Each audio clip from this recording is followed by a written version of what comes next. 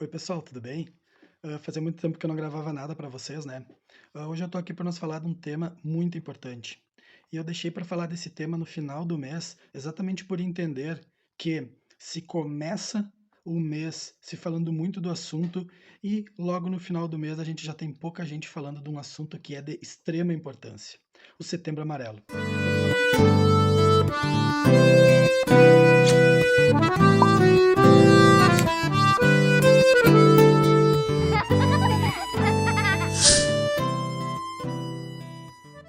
Muito importante a gente falar desse tema, porque eu entendo que é um tema sobre a valorização da vida. O Setembro Amarelo é muito mais do que uma campanha, e sim algo que a gente precisa se atentar. Sempre parece que é um tema muito longe da gente, até que infelizmente a gente acaba sendo atingido por esse tema de alguma forma. Falar do Setembro Amarelo é muito importante para a nossa sociedade. Porque a partir desse debate, né, e dessa difusão, nós vamos poder encontrar maneiras de ajudar e localizar aquelas pessoas que estão realmente precisando. E assim a gente vai buscar minimizar, diminuir, né, ou equilibrar o problema que essa pessoa está passando. A campanha surgiu em 1994 nos Estados Unidos, onde um jovem, se eu não me engano, Michael M., era o nome dele, cometeu suicídio. Ele era muito habilidoso e acabou reformando um Mustang 68, que pintou ele da cor de amarelo. Então, por isso, o Setembro Amarelo. Os seus pais e os seus amigos não conseguiam enxergar nele as psicopatologias e com isso nada puderam fazer. No dia do velório, os seus amigos e seus familiares decidiram que então iriam fazer algumas cartas, alguns bilhetes com frases incentivando aquelas pessoas que poderiam estar passando por algum problema.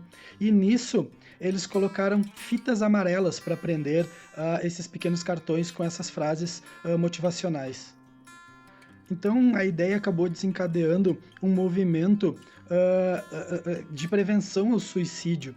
E a fita amarela ficou ligada a essa ideia. O Brasil, inspirado nesse caso, o Setembro Amarelo foi adotado em 2015. A cada 40 segundos, alguém tira a vida no mundo. E no Brasil, são 14 mil mortes por ano. Eu geralmente trago temas ligados a crianças e adolescentes, porque, para quem não sabe, eu trabalho com crianças e adolescentes há mais de 25 anos. O problema é que esse fato ele é especialmente preocupante entre os jovens. As mortes aumentaram no Brasil de 7 para 14 mil por ano. Sem contar as mortes que acabam não sendo colocadas no sistema por algum motivo. Gente, isso é maior do que as mortes por acidente de moto no Brasil. A situação do Brasil vai de contra ao que está acontecendo no mundo, pois, de uma forma geral, no mundo, esses números têm caído. E no Brasil só tem aumentado os números de suicídio.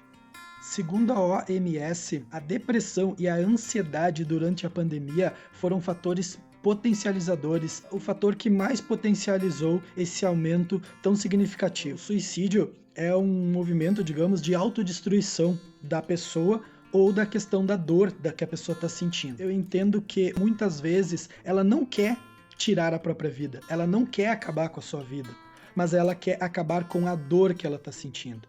O suicídio acontece muito em função da dor da pessoa. E ela apenas quer parar de sentir aquela dor, ou aquela ansiedade, ou aquela psicopatologia que está fazendo ela se sentir muito angustiada.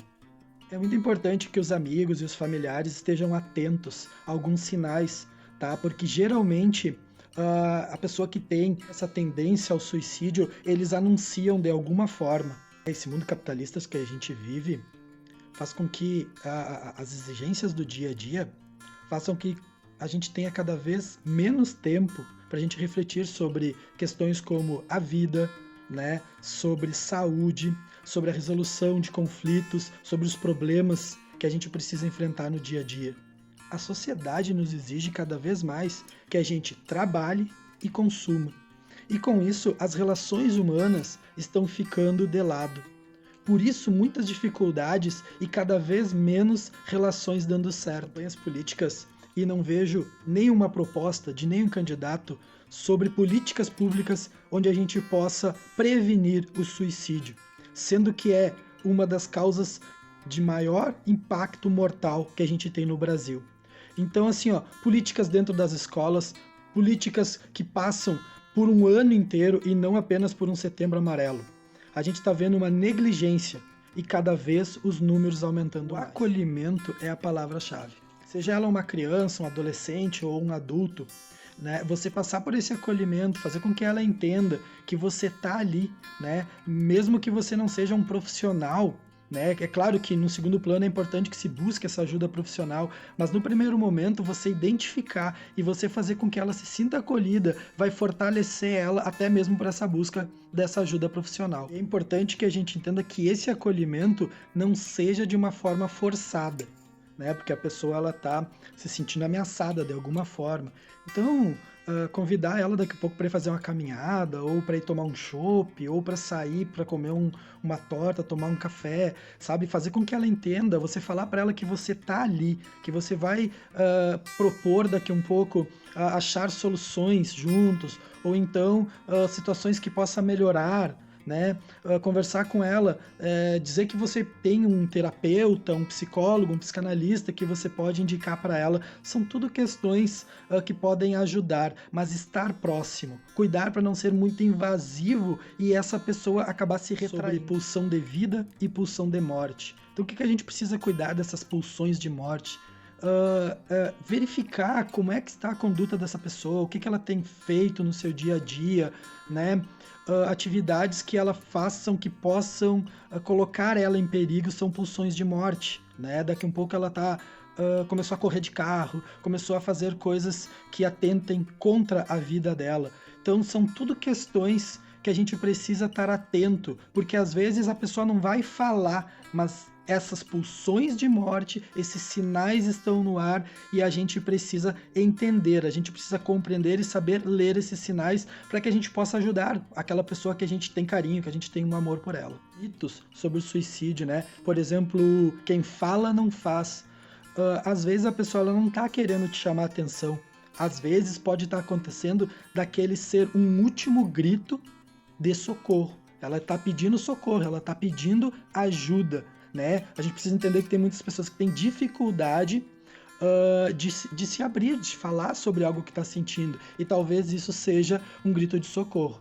Às vezes as pessoas evitam falar sobre aquele assunto com ela, com medo que aquilo seja um incentivo ou possa potencializar isso nela. Mas cuidado, como eu disse antes, às vezes a pessoa ela tá fazendo um último pedido de socorro. Ela já não sabe mais o que fazer. A possibilidade dela tentar de novo é muito grande. Então, por isso é importante ficar alerta, fazer com que ela faça uma terapia, né? Daqui a pouco, se precisar de medicação, que ela faça uso da medicação, porque a tendência que ela busque isso de novo, se isso não for tratado, é muito grande. Então, os sinais de alertas devem ser replicados. A criança e o adolescente, ele não vai se matar, né? Ele não vai cometer o suicídio. O que acontece é que muitas vezes fica subnotificado isso, né? Eles acabam tendo esses pensamentos e, porventura, entende-se que a morte aconteceu em virtude de outra coisa, de algum acidente, de algum elemento que não seja o suicídio. Então a gente tem que estar muito atento a isso para que a gente possa ajudar eles e entender que sim, que eles convivem com uma sociedade, eles enxergam isso na sociedade e que pode sim ser um elemento potencializador na criança e principalmente no adolescente. Mas eu peço para que você, principalmente quem tem crianças e adolescentes, que é o meu foco principal, por eu trabalhar com essa categoria da idade, que a gente fique atento a mudanças no humor deles, né? Daqui a um pouco eles se afastam, né? Oscilação no humor deles, o comportamento deles, como é que está esse comportamento, daqui a pouco eles estão tendo uma oscilação muito grande no comportamento deles, tentativas de algo que possa ser suspeito em relação à pulsão de morte, né? ao próprio fato de alguma tentativa de suicídio, né? Fiquem alertas, conversem com os filhos. A melhor forma de prevenir é a conversa, é ter momentos com os filhos, você entender por qual o processo que ele está passando.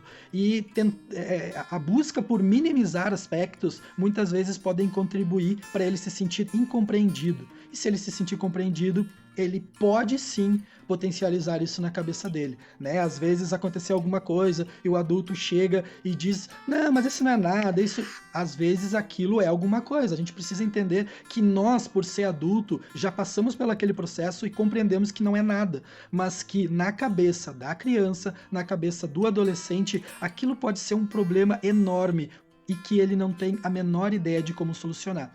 Então, ouvir, essa escuta é muito importante para a gente entender o que está se passando pela cabeça desse jovem, dessa criança e desse adulto também. Eu espero que esse vídeo tenha ajudado vocês, tá? Se vocês tiverem alguma dúvida que eu possa ajudá-los, vai ser um prazer, né? Se eu não tiver o conhecimento, eu vou buscar esse conhecimento ou através de estudos, ou através de outros colegas, e vou repassar para você. Uma outra coisa que eu gostaria de deixar claro para vocês é que eu estou aqui. Se você precisar conversar com alguém, se você precisar em algum momento trocar alguma ideia, livre de qualquer julgamento, eu estou aqui. Me procura que a gente troca uma ideia. Um abraço a todos.